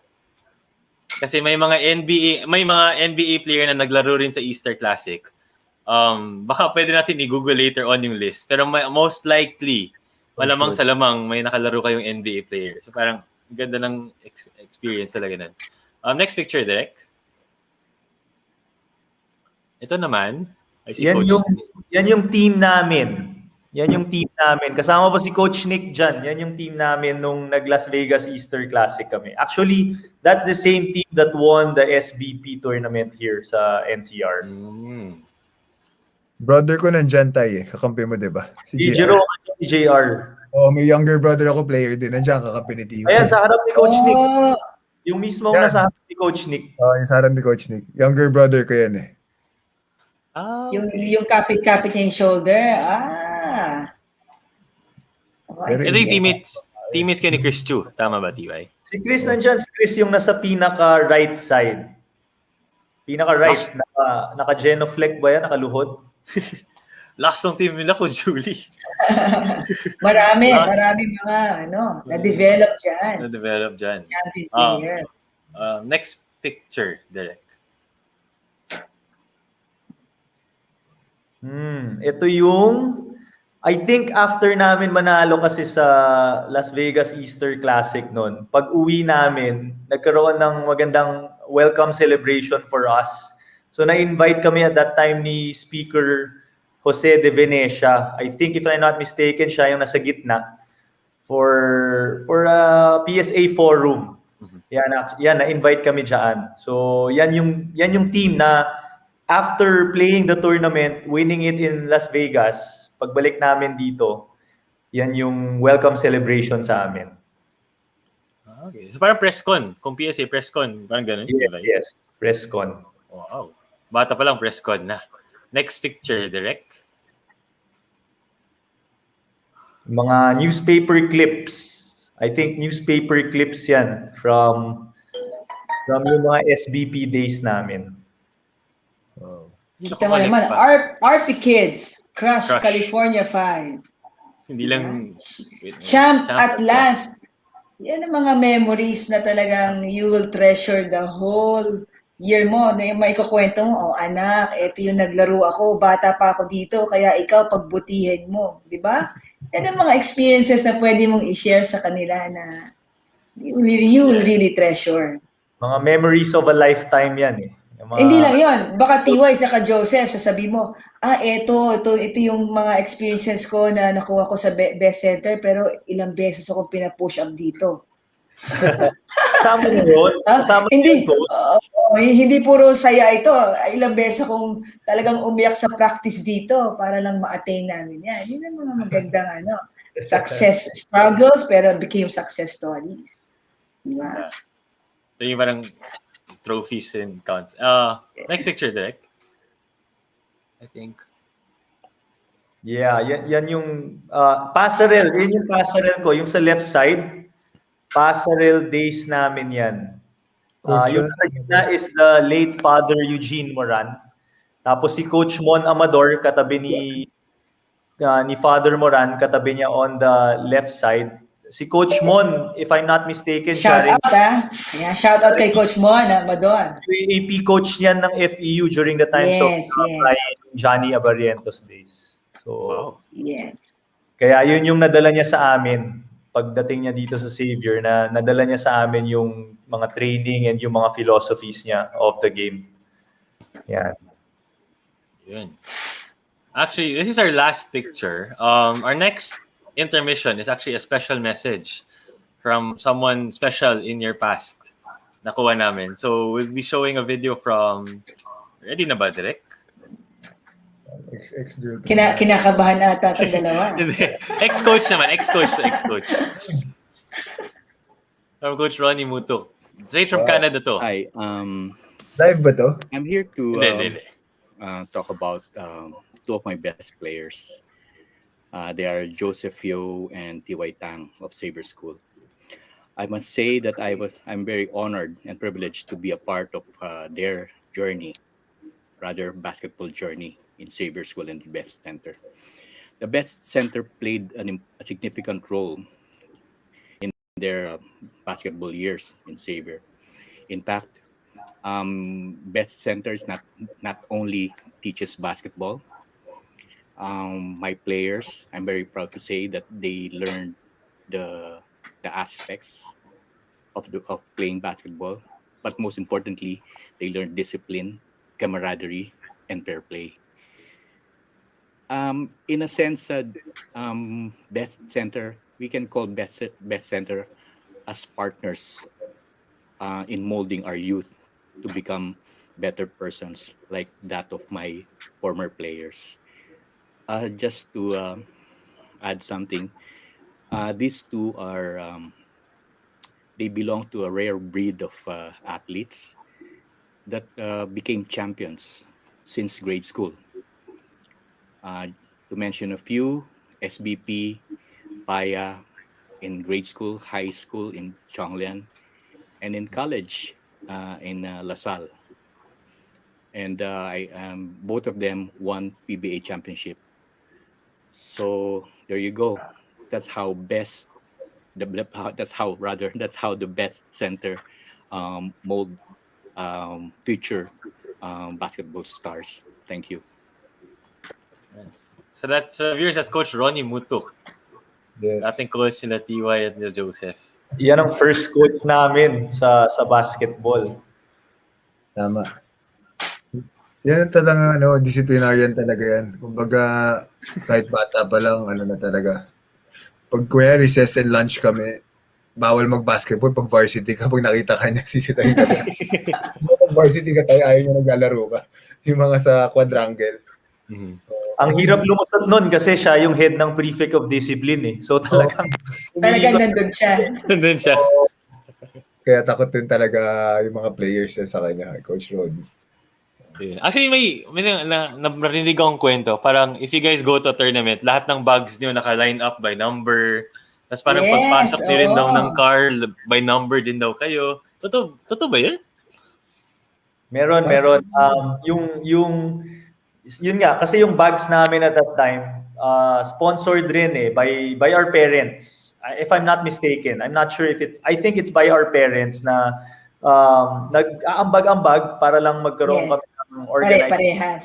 Oo, mga uniform, na may tuwalya, may ganyan. So, si Coach Ronnie yung nag-aayos na, kailangan maayos na nakapila yan sa side ng court natin. Habang naglalaro tayo, nandiyan yan. Parang nakapila siya. And hindi kami pwedeng iba yung bag. Kailangan pare-pareho yung bag namin. Pare-pareho yung towel namin. Pagpapasok kami ng school bus, kailangan hindi naman siya yung i-arrange pa niya by seat number. Pero naka-arrange lang kami according to our number. Na pagpasok mo dito ka dapat. Parang ganyan. And then may call time din kami before leave. Kasi shuttle bus going to the games eh. So sabay-sabay kami doon, may call time kami doon. Pagdating namin ng games, hindi rin kami yung basta kumalat-kalat. So mas nag-enjoy ako nung nanonood lang ako sa kapatid ko kasi kuha lang ako ng kuha ng Milo. Drink. So na yung naglalaro, kuha nun eh. Talagang naka one line na kami, dito lang kami, hindi na kami gagalaw dyan until warm-up time, until game time. After ng game, tsaka lang ako makakahugot ng Milo. Ganda. Sana kami rin, may bag na kami na gano'n. Papayag ako na pipila ng gano'n. Basta may libreng bag kami. Anyways, moving on, we have, again, may prize na naman tayong ibibigay bago move on tayo sa next segment natin. So ngayon, we'll be giving out, relevant, my Blackwater Grooming for Men. Blackwater Grooming Kit. So thank you to our friends at Blackwater. And again, may Slam Magazine naman tayo. So thank you again to our friends at Slam Magazine. Ating question ngayon, which will lead to our next topic actually. About PBA naman din yung question na to, specifically kay Joseph Yo. So the question to the audience is, if you can give us the right answer, we will give you Blackwater and the Slam Magazine. Which team drafted Joseph Yo? In the PBA, which PBA team drafted Joseph Yo? So the first person to give the right answer in the comment section wins a Blackwater grooming kit and a Slam Philippine edition magazine. So yun. In the meantime, may iba pang shout out. Ito from Ronnie Degala, maganda to. He wants to ask, ano daw ang pinaka-proud moment ng basketball career niyo? Sa akin, ang pinaka-proud moment ko sa basketball career ko, madami, sobrang dami. Pero sa akin, as an athlete, it's really about winning championships eh. So lahat ng championship na pinanalunan namin, hindi ko makakalimutan yon, whether small league lang siya or malaking liga siya. Basta nag-champion, that's my proud moment. Kumbaga, sinasama ko na siya dun sa collection ko na sa lahat ng mga sinasalihan ko, nagcha-champion ako. Parang ganun yung pinaka-proud moment ko. Sa dami ng achievement ng career ko sa basketball. Kay Joseph naman, ano yung pinaka-proud mo? Well, syempre, tama si DY, mga championships. Pero for me, ang pinaka-memorable ko talaga yung sa college, yung kinuha ko ng Lasal, di ba? My first game na naglaro ko sa Lasal, syempre, di ba, dream ko nga yun talaga to play for a UAAP team. So, the second, I think, and sa PBA naman, when I got drafted talaga, parang, well, sabi ko, ito na yung pinakamataas na pwede mong ma-reach as a Filipino basketball player to be in the PBA. So, I think, ano ba yun? Parang, just being a PBA player is a big achievement already, lalo na sa amin ni TY, di ba? We came from a Chinese school, di ba? Parang no one really expected us na, alam mo yung magka-career sa basketball. So, I think, yung dalawa yung for me, pinaka-memorable ko sa basketball player. Speaking of PBA draft, tama ba? Sa atin i-confirm, Joseph, kung ang sagot ni Sybil Drame is the right answer? Yes, Coca-Cola. Coca-Cola. Congrats again! Past winner pala natin to si Sybil Drame. You have won a Blackwater grooming kit and a Slam Philippine magazine edition. So PM lang the page, as usual, and to claim your prize. So speaking of PBA draft, sakto kasi ngayon PBA draft season na I think ngayon March is the draft ata, di yung nagkakamali. Can you tell us ano yung naramdaman nyo nung na-draft kayo? Siguro we can start with Joseph since you're on the topic. Parang, were you expecting to go at number 3? Ano bang, kumusta naman yun? Flashback tayo, 2006.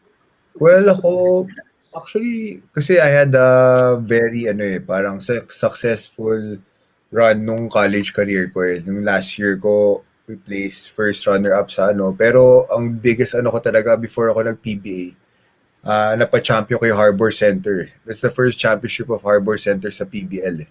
So, parang, alam mo yun, I think I was the finals MVP nung sa yun eh. So, parang, alam mo yun, parang, yun, parang nilapitan na ako ng mga agent ko na sinabi, a lot of teams are interested, di ba? Parang for sure, hindi ka lalampas sa top 5. So, parang ako, wow, parang, seryoso ba yun? Hindi ako lalampas sa top 5. Parang sabi ko, mag-draft na ako, masaya na ako eh. So, yun nga. So, pero syempre, wala pa ring assurance, di ba? Until matawag yung pangalan mo sa stage, di ba? Iba pa rin eh. Kinakabahan ka pa rin. Baka lahat, alam mo naman mga teams, di ba? Alam mo, parang pwede ka naman bulahin yan. Galing to, kukunin ko yan. Yeah.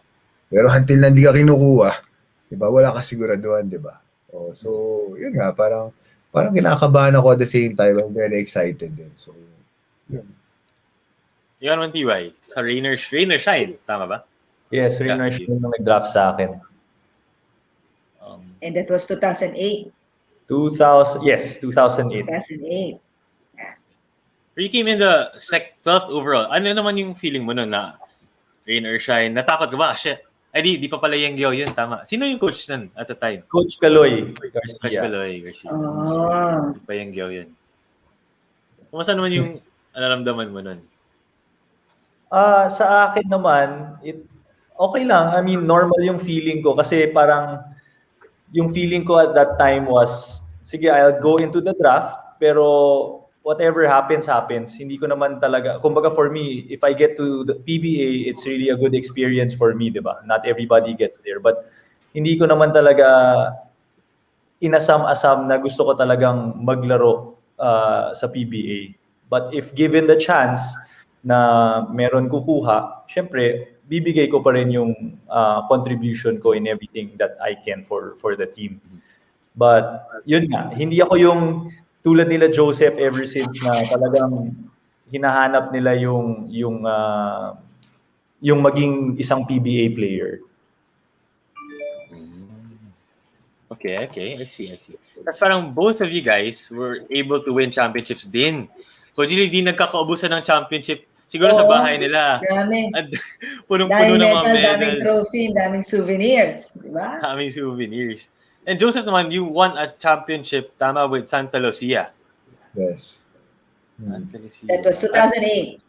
2008. I remember, di ba, Coke drafted me 3rd overall, so I was expecting a lot of playing time, di ba? Diba? Parang si Coach Binky pa yun, pero medyo masama loob ko sa Coke na yun kasi, diba, syempre, drafted me 3rd overall, tapos yung Coke na yun, hindi pa winning team. Alam mo yun, parang hindi na nga nanalo, hindi ka pa pinapalaro, di ba? Ano pa yung... So, yun nga, parang nag-demand ako ng trade sa Santa Lucia. Pagka-trade ko kagad sa Santa Lucia, nag-champion kami kagad all Filipino. That's yun talaga yung pinaka-breakout year ko sa PBA career. So, yeah, parang alam mo, I have to prove something, diba, sa Coke, diba? So, yun, kaya yung naalala ko lang. Minsan timing lang din yan eh. And si TY naman, 2012 with Rain or Shine. Underdog story to, if I'm not mistaken, yung pag-champion nyo. Yes, kasi kami yung any point in time na pumasok kami ng finals, underdog kaagad kami kasi first time ever namin pumasok nun eh. Kalaban namin sila James Yap na yun, sila Coach Tim yun eh.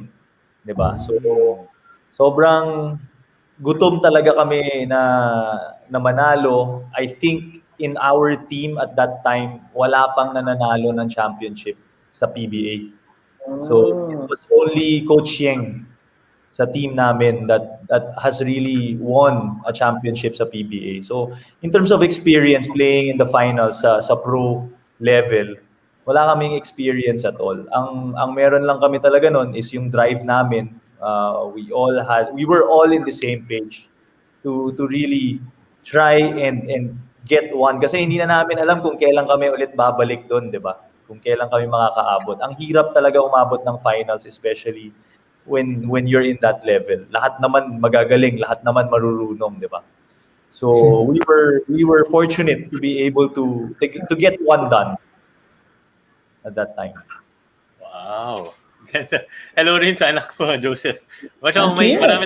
Marami tayong guest stars. The future also. Youngest mo ba?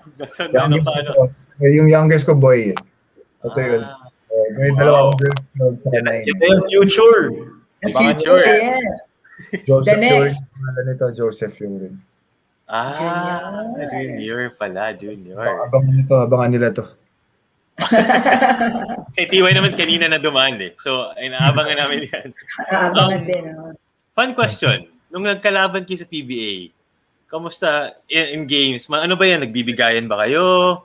Nagkwekwentuhan ba before and after? Kasi hindi kami magkapwesto eh. So basically, parang hardly kami magkabantayan eh. Okay. Kung nabantayan ako ni TY, siguraduhin ko talaga makakascore ako dito. Pero hardly bira ako magkabantayan kasi, di ba? Ako point guard siya, kaya ano. Cross match up lang eh. Pero normally, point guard talaga yung position ko eh. Pag nagkaroon na lang ng switching, coach. Switch na lang, switch. Yun na lang. Tapos eventually, naging teammates naman kayo. Ulit, sa Mighty Sports. Yes. This is the Dubai tournament or is this PCBL? Which one did you guys play together with? Rose Cup ba tayo? Sa Singapore ata eh. 2016 eh, 2016. Yeah, Singapore. Yung sa Malaking Cup yata, yes. Ano naman yung feeling na mag-teammate kayo ulit? May special connection? Pinapasahan mo ba si Joseph lang ba pinapasahan mo sa team na yun? Or Wala na, hindi na kami nakakasalo ng bola, nakaupo na lang kami sa bench na. Hindi, ito po. Ito yung gusto kong tanong. Ito yung gusto kong tanong. tubig? Diba, parang hindi nyo ba naaalala na nagkasama rin kayo nung bata kayo sa Las Vegas and then eventually dito naman sa Singapore? Singapore naman. Oo, hindi ba? Marami Pero kami. ibang kwento naman yung sa Las Vegas. Kami ni Joseph, sobrang dami na namin, sobrang na dami naming times na magkakasama in a team. Aside from yun nga, yung Savior Days namin, Lasal Days namin. Pag nagsama kami in any other leagues na nalalaroan namin, minsan ngayon, naglalaro pa rin kami for Alumni League sa Savior, di ba, magkasama pa rin kami. Sobrang, na yung connection namin konting tinginan lang, alam na namin ano gagawin, alam na niya ano gagawin ko, alam na rin niya ano gagawin niya. In that sense, yung kumbaga naaamoy na namin isa't isa talaga sa loob ng court. So, there's nothing really new pag from back then playing with Joseph, tapos biglang all of a sudden magre-reunite kami. Hindi na namin kailangan mag-gel, alam na namin yung laro namin. Bonded na no? Yung strengths ko, yung strengths niya, alam talaga namin. Ang isa. Speaking of Alumni League ko, Julie, balita ko sobrang lakas ng team nila. Kasi batch nila. And parang kasama niya sila Charles Tew, tama ba? Sila Charles. Coach Charles. Ba namin yun, di manalo sa amin yun. Nagkakapo rin namin yun, pero paminsan nagkakalabang kami. Kasi kwento ng mga Savior friends, sabi ko, grabe naman si T.Y. at si Joseph, magsama pa rin hanggang ngayon, di pa rin kami makapanalo. Pero yung mga bata dun, kaya wala na rin Kaya yun. Hanggang pa rin sa Alumni League ko, Julie, mukhang champion pa rin sila. Let's go to now naman, the present. Where are you guys now? I know T.Y. is with Benil. Ikaw naman, Joseph, after retirement, saan ka naman, what are you doing now? Well, ako ngayon, after playing basketball, I put up a poultry farm in Batangas. Kaya si Coach Julie nung tumawag sa akin, nasa Batangas ako nun Diba? So, it's under San Miguel contract growing ng mga manok. So, basically, yun yung pinagkakabalahan ko lately. Tapos golf din daw. Scratch na ba? Hindi pa. Then, I play golf din. Yun yung pinaka-exercise ko So, parang I play twice a week. Kasi wala na parang laki na nang giniin ko simula nung Change of career na, change. Reklamo ni asawa ko, ako na raw. Kaya pa nag-golf ako, pagkapalo ko, tinatakbo ko nga tayo Nag-jogging. Hindi pare Last 5 rounds ko ng golf, nag-golf ko, tinatakbo ko pagkapalo. Para isabay na rin, conditioning.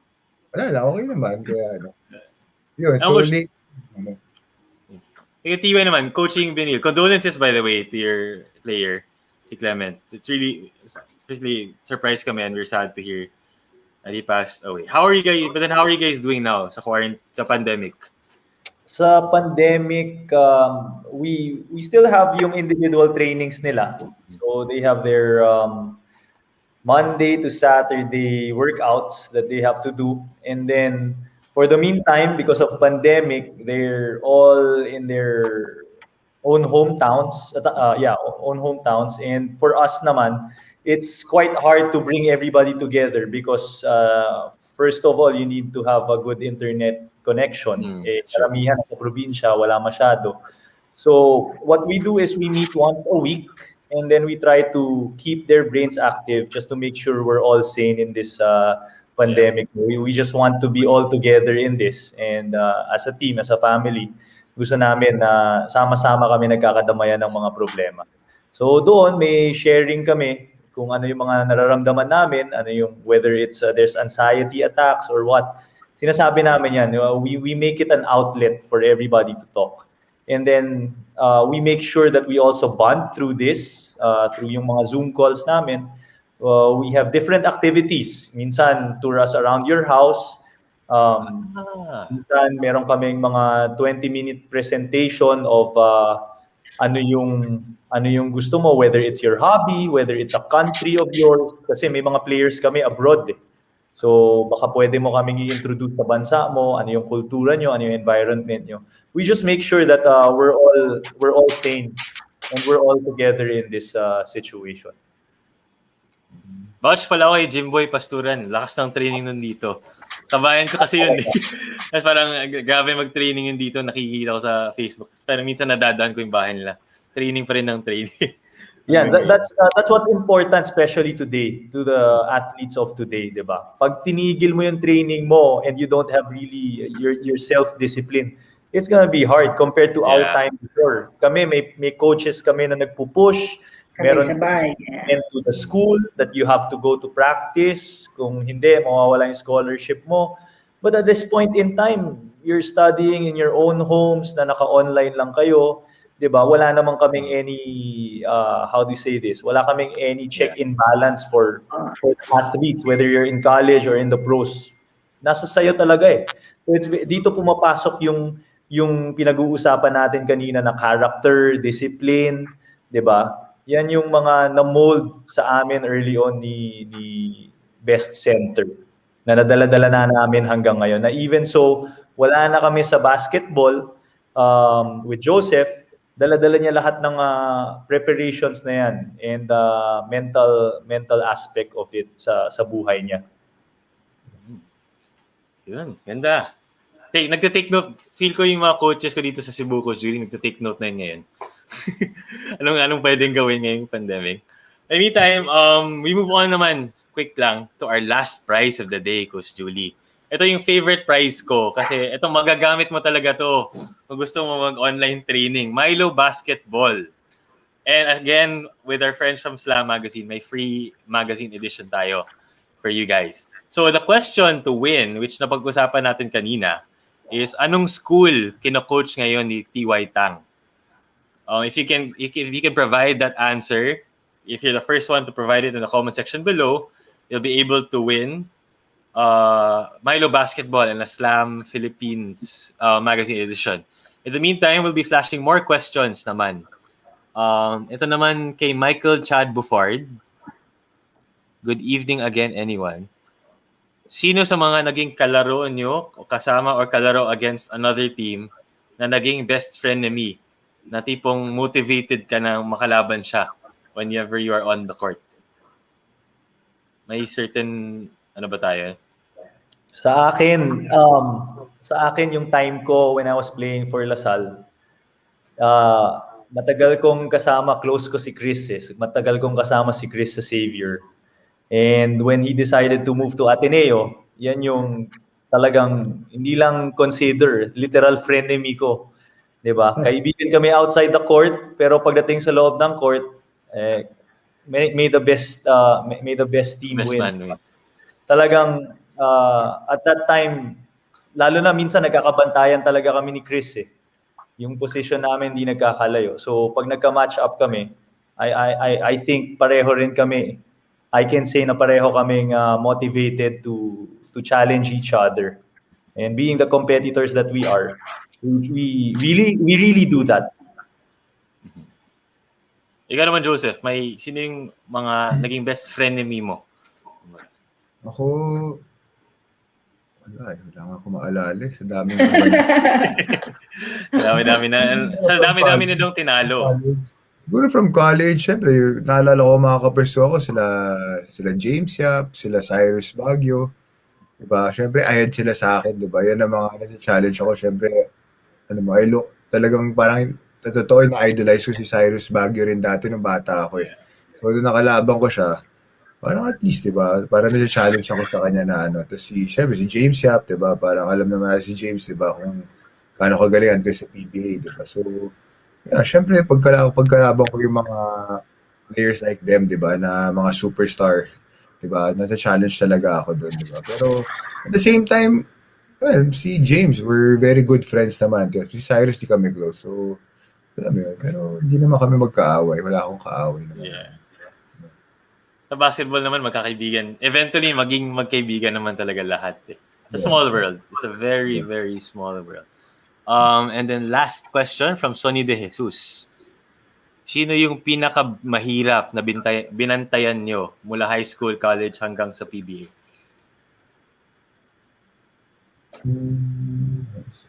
Siguro ako siguro ako sa position ko, ang kabatch ko talaga si LA eh. Oh. Kilala naman natin Teniente, di ba? So, yan La na yung Teniente. yan na yung masasabi kong pinaka-challenge sa akin every time na makaharap ko si LA lalo na sa Ateneo Lasal, 'di ba? Naka-highlight talaga 'yon sa akin pag naka-shoot si LA ng marami that game. Sa akin talaga naka-highlight 'yon. Ako yung laging pinapagalitan ni Joseph sa loob ng game pag naka-shoot siya. Kapag hindi ko na kaya, sinasabi ko na lang kay Joseph, hindi ko na kaya bumantay. To be fair, last week din, si Kim Montalvo, yun din sinabi niya. Si L.A. Tenorio yung pinakamahirap yung binantayan ever daw. Ikaw naman, Joseph, sino yung...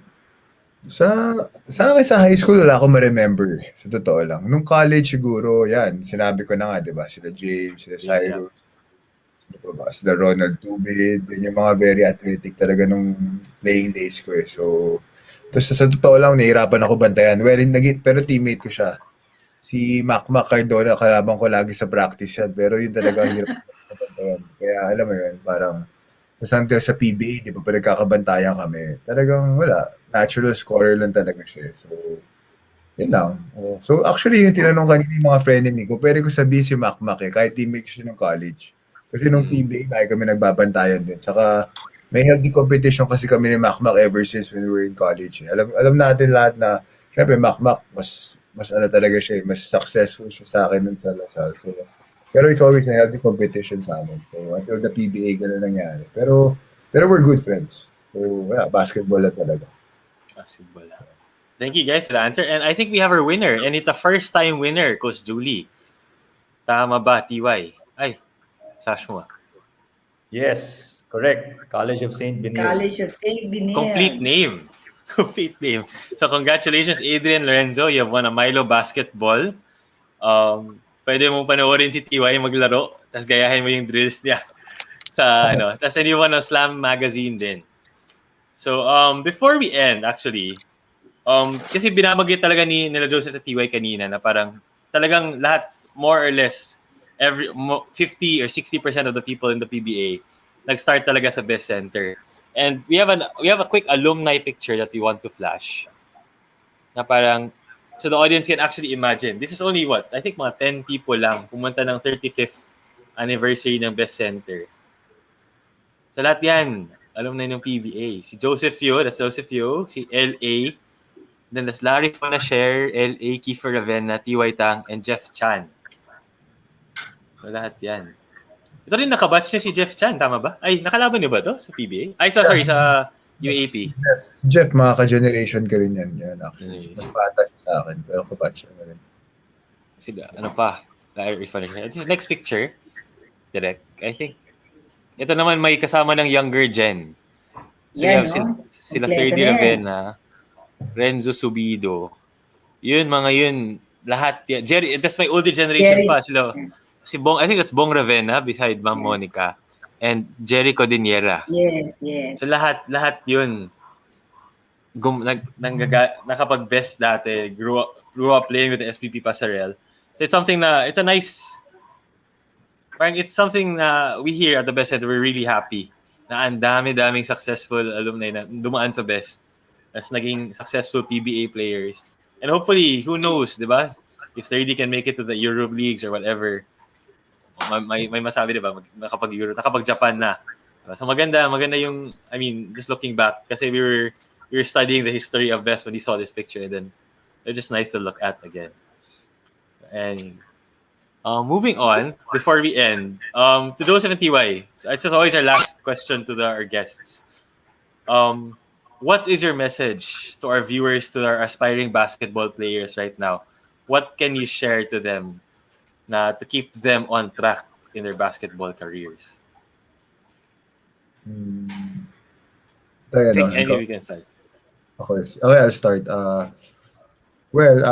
Message ko lang sa kanila, like me and TY, di ba? It's always just a dream before, di ba? Of reaching the college, the PBA, parang hindi rin namin expect talaga na abot kami sa pagiging professional basketball player, parang wala, parang, di ba kami ni TY, maliit lang kami, hindi naman kami ganun katangkad eh. So, wala talagang, alam mo yun, parang talagang tinrabaho lang talaga namin yung sarili namin, di ba, to reach this point. So, alam mo yun, parang anyone naman, parang as long as yung dream mo, huwag ka lang tumigil sa dream mo, di ba? Parang keep working hard, I'm sure, parang, alam mo yun, parang at least sa dulo, wala kang pagsisisihan, di ba?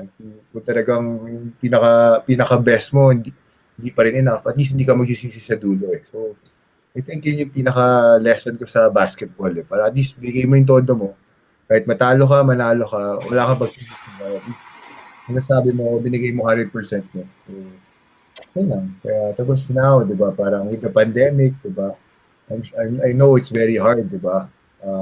Basketball, di ba? Hindi tayo maka-basketball ngayon. Pero sa mga athlete ngayon, di ba? Parang dapat, yun nga, sinasabi ni TY, yung discipline pa sobrang important ngayon sa time ngayon. Kasi I'm sure everyone wala sa kondisyon, di ba? Tumitigil sa basketball. So, pero pagbalik, doon mo makikita talaga sino yung mga very committed sa basketball. So, yun nga, wag nila sayangin itong time na to. At least, ano mo, yung mga Zoom training, di ba? Yung mga nakikita natin na mga training sa bahay lang, di ba? Para I think, malaking factor yan. Di mo makikita talaga kung talagang yung passion mo sa basketball nandiyan pa rin, di ba?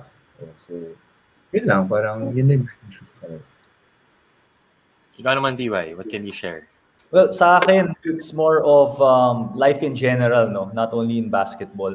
What my message is for everybody to find their passion, what they're passionate about, and then follow suit after that. Kasi very important sa akin na dapat mahal mo muna yung ginagawa mo, alam mo ano yung ginagawa mo eh. Pag hindi mo gusto talaga yung ginagawa mo, baka hindi rin magtagal sa'yo.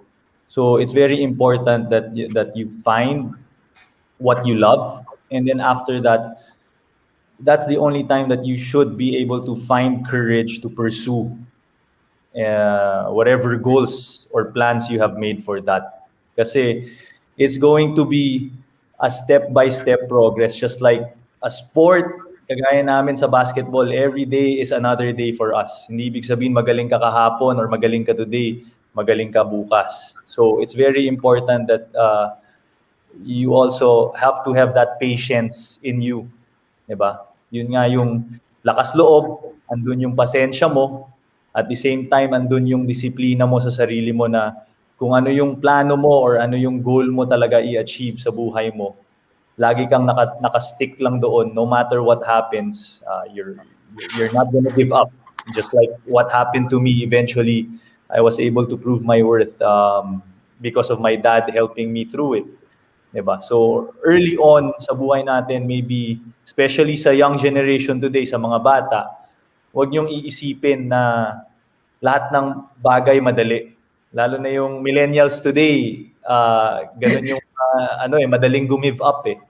Madali kayong mag-change. Huwag kayong maglilipat-lipat lang. At the end of the day, it's really about mastering something. If I'm not mistaken, kung alam niyo yung 10,000 hours, that's really true. Just like how Joseph today, probably me and all the pro players today, there's more than 10,000 hours in our life that we have dedicated to basketball. And that's the reason why we are successful in that path of our careers. Diba? So, same way with all the other careers. Mapa-hosting, mapa-teacher, mapa-military, mapa-chef, mapa-business, entrepreneur, lahat ng yan, importante. Meron kang lakas ng loob, meron kang plano sa buhay mo, may pangarap ka, tiyagain mo, pasensya, ilagay mo sa sarili mo. At the end of the day, all you have to do is trust in God. Na there's somebody greater, there's a greater being than you are that will always provide for you. All you need to do is keep faith. So, yun ang message ko for everybody out, especially to the young kids. Ganda. Well said, Comment ha? agad, Well no? said, Coach, ha?